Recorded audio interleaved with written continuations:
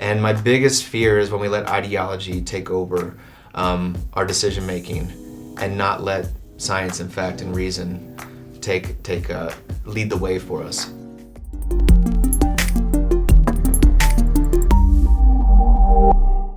Welcome everybody, this is Orlando Saiz at Aker Technologies, and today I have with me a very good friend, Josh Miller. Josh, welcome. Thanks for having me. Josh is a plant pathologist, a book author, and a former high-level executive of an input manufacturer, and he worked in ag retail. You've been in the whole kitchen. Yeah. You've been on the retail side, on the big chemical supplier side, in the grower, in the university, all of that. And now you're kind of looking at it from the outside.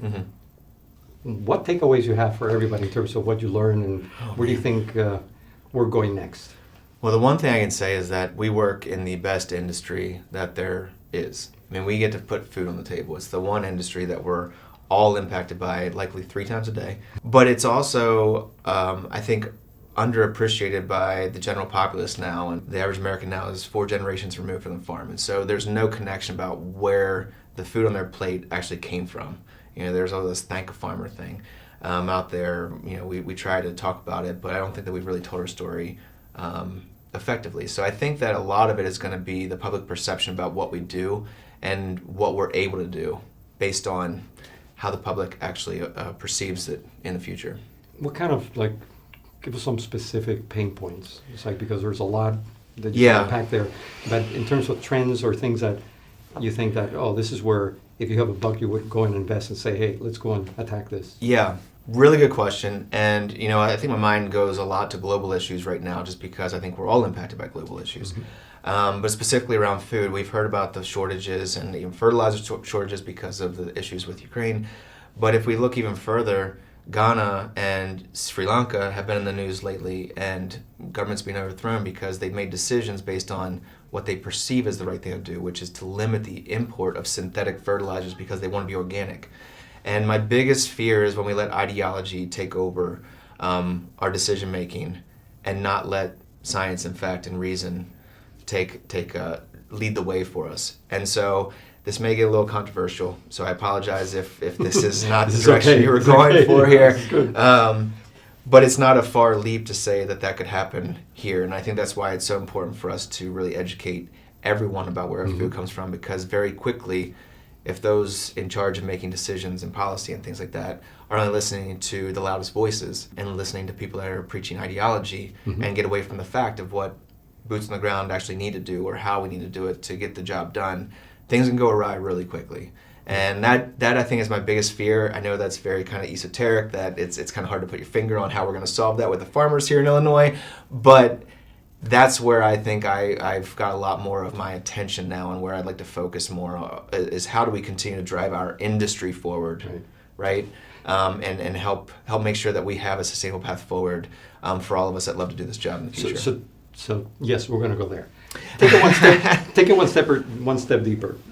You mentioned Ghana and Sri Lanka as a current, kind of policy as to maybe what to do, what not to do, or it has some good consequences, good intentions, but it has some unintended consequences. Hawaii went through this process a while back. So share from your perspective, what are you excited about that, and what are you afraid?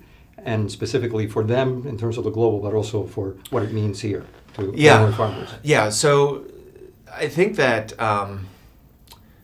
innovation comes through oftentimes pain, right? And so you have a situation that you're confronted with and you don't want to deal with that situation anymore, and so you find a way to get out of that situation, and innovation comes out of it. And I would point to an example of pain is farmers that want to be organic. They have a lot of pain to try to manage that, but a lot of innovation has come from organic farmers and those that are sticking with non-GMOs in this current world that we're living in. And so I see a lot of positive benefit for us to learn from each other, right? That we are all on the same team trying to feed our population here, the population abroad, to produce more food for the population that we have. And so there's a lot that we can learn from that. But if we kind of pitch each other as enemies to each other, that we're doing things differently, and so that one can't exist with in the presence of the other, then we're not going to continue to drive this thing forward. And that's where my biggest fear is that the the attribution of malintent to another side is the hardest thing. I think that's just human nature, but that is where things can go really wrong. Whereas you can see, oh, somebody's thinking differently than me. Man, there's some good ideas there. How do we kind of bring those together and get the best of all worlds approach to move everything that we're trying to do forward? And I think hopefully that was an example that I really do believe in. Organics have had to go through cover cropping, new ways to get nutrients to their crops, new ways to control weeds, and man, it has to be a labor of love to go through what they have to go through sometimes, or a sense that they're doing something that's really meaningful to them. And so let's learn from that, because I think there's some things that we can learn from, because we are stuck with a lot of issues as well. We have chemistries out there to do the job a lot of times, but we're seeing how those can break down. The over-reliance of single chemistries, resistance builds up, and then we're stuck time and time again with this revolving door of that pesticide resistance. And so how do we start to think outside the box a little bit? And I think to our organic neighbors, they can provide some of that insight. I'm very motivated to want to have more people that are from outside of agriculture, yes, shorten the distance that we've created. Like you said earlier, we are so many degrees of separation from the food source, and a lot of the empathy and understanding of building this friction that is necessary to build innovation comes from empathy and understanding of both sides. Why do you do this? And what do you think, or what do you say to people that are outside of that to get more motivated to kind of learn more about what's happening in agriculture? Oh, man. It's important. It's too important not to tackle, to get all of us to at least be more aware of what's happening, to be more aware of where our food comes from, to be more aware of how this all works, because it's too easy.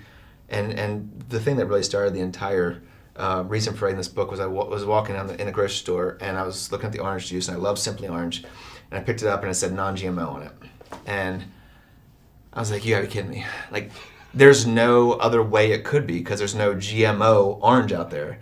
So we're strictly slapping labels on things for marketing purposes based on stoking fear, when fear's not even, there's no reason for the fear to be there in the first place. And so we've got this movement, this force trying to instill fear into a public about where their food comes from to sell more product, when ultimately it's going to be a hindrance to us moving forward. We can't grow enough food the way that they would like to if we were to go everything organic. We just can't do it. We can't continue to move forward and be environmentally conscious about what we're doing and being good stewards of the environment if we go to organics, because of the amount of ground we're going to have to pull out and into food production at that point. It is going to cause so many things. We talked a little bit about the biotech and the ways that we're able to fortify foods, like the golden rice that we're trying to get out there to help people, and children with vitamin A deficiencies are going blind and dying at alarming rates. We're preventing them from getting the needed nutrients that we have available to them because of this ideology that's been put into us that, well, it was man-made, so it's bad. But we all take medicines. It sounds like I'm soapboxing up here, but it's just too important for us not to continue to talk about it, to try to get more people to understand. And I think that where we've missed the mark in our industry is, one, we don't talk enough. We're just a lot of farmers out here, and we like to be out in the land. I mean, inherently, most of us are keep to ourselves type people, stay in our communities. We like being in the rural. We're not going to go to the cities and talk to people. That's one of the things that's going on. But two, it's just, when we do have those people that want to talk about it, we go at a very high technical level and try to preach to people or to teach people when people don't necessarily want to learn what we're trying to talk about. And so we have to make it conversational enough, relatable enough, that people understand what we're talking about and care what we're talking about. And I'll tell you a little funny story, because this is the next words I was going to say was concession and conciliation. I didn't come up with those words. My editor came up with those words because he read it the first time, and he was on organic boards. He's from Oregon, and he said if I wouldn't have been paying him to read that, he would have stopped at page 30. He's like, man, you're a condescending a-hole.